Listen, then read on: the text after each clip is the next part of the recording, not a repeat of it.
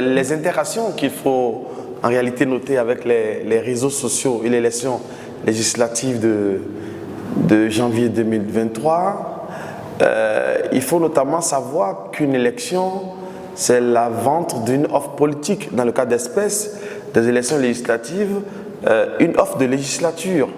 Et quand on dit offre politique, il faut que l'acteur politique ici, le candidat à l'élection législative, puisse aller parler à ses électeurs ici qui sont des citoyens. Et on sait que les citoyens aujourd'hui, avec le développement des technologies, ce citoyen est sur le cyberespace.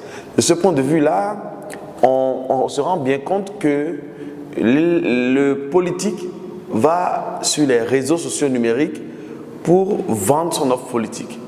Donc en termes d'interaction de premier niveau, on voit que les réseaux sociaux numériques ont été un espace de vente de l'offre politique. Les réseaux sociaux ont été utilisés comme un média. Donc ces canaux digitaux, comme on l'appelle, c'est bien entendu des médias digitaux, ont été utilisés comme espace de discussion, d'échange entre le citoyen électeur et le candidat à la législative de janvier 2023. Et dans cette offre et cette demande qui a eu lieu sur le cyberespace, on peut observer plusieurs phénomènes. Ça, c'est ce que je peux dire. La deuxième chose, c'est que les réseaux sociaux numériques constituaient aussi un espace de désinformation que les acteurs, les protagonistes aux élections législatives ont utilisé, soit pour déstabiliser un camp, soit pour avoir plus d'électeurs. Mais l'objectif premier est entier. L'objectif premier, c'est de profiter des réseaux sociaux numériques pour avoir plus d'électeurs.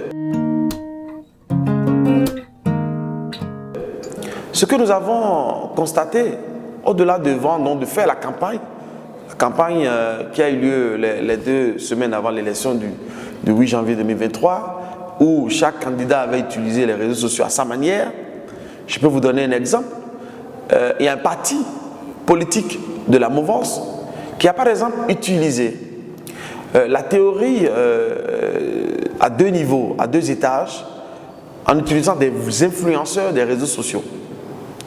Je peux citer le Parti républicain, qui a utilisé abondamment ce qu'on appelle les TikTokers, les influenceurs, et qui, à leur tour, se devraient de convaincre les citoyens potentiels, les lecteurs, qui étaient beaucoup plus les jeunes, qui utilisaient ces réseaux sociaux numériques-là, notamment TikTok. Ça a été une stratégie qui a été utilisée par ce parti politique. Le parti politique Union Progressiste Le Renouveau a utilisé par exemple une stratégie d'identification sur les réseaux sociaux numériques, notamment Facebook, où on voyait des bannières ou des badges où les jeunes disaient « Je suis jeune, je vote Union Progressiste Le Renouveau ». Donc, une stratégie d'identification et de reconnaissance de ces potentiels citoyens électeurs-là. On a vu d'autres également, on peut multiplier les exemples. Les réseaux sociaux ont servi également de canal de diffusion.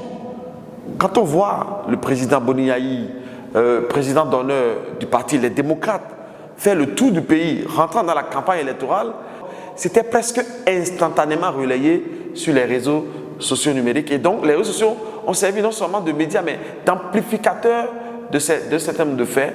Et ces amplifications pourraient aussi être regardées de façon, peut dévoyer aussi la réalité. Puisque ça grossit les traits, ça aurait pu ne pas être ce qui s'est passé réellement. C'est qu'on a pu observer que les réseaux sociaux numériques ont permis à des compatriotes qui sont soit aux États-Unis, qui sont soit à Lomé, qui sont soit au Canada, d'intervenir dans la campagne. On en a même vu qui ont organisé des conférences de presse en ligne. On en a même vu qui ont soulevé tout un village parce qu'ils sont un leader patenté, attitré d'une communauté. Et ça a été un élément majeur de cette élection que j'ai pu observer. Et on a vu les résultats après.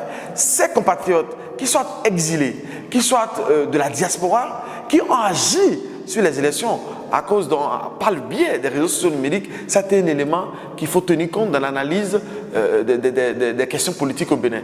Ça veut dire que nous sommes en train de développer des cyber-citoyens qui sont capables d'écouter des leaders politiques ici comme ailleurs pour tenir compte de leur voix ou de leur discours pour voter.